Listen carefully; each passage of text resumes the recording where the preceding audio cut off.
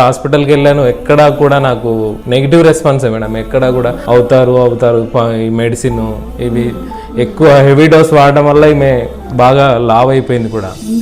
ముందు ఇలా లేదు. సూసైడ్ చేసుకుంటానని చెప్పింది.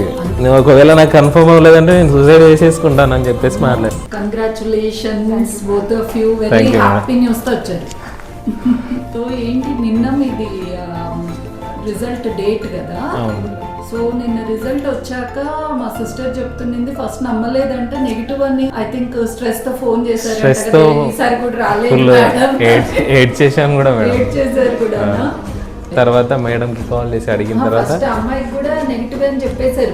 చెప్పలేదు ఆమెకు.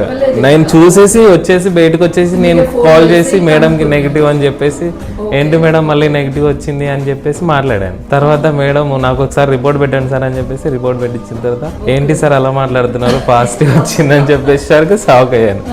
షాక్ అయ్యి ఇంక ఏడ్చుకుంటూ లోపలికి వెళ్ళి తినని తను భయపడింది. ఈమెను హట్ చేసుకొని మనకు కన్ఫర్మ్ అయిపోయింది, మన కోరికలు మొత్తం 9 సంవత్సరాల నుంచి పడ్డ బాధలు మొత్తం నెరవేరిపోయినాయి మనకు. 9 years అవుతుంది మేడం. ఖమ్మం కూడా వెళ్ళాము, కర్నూలు వెళ్ళాము, అన్ని హాస్పిటల్ తిరిగి అన్ని చేసాము. ఇక్కడ తీసుకోవడం బెటర్గా అనిపించి బెస్ట్కి ఇక్కడ వచ్చాము. మాకు సక్సెస్ అనిపించింది.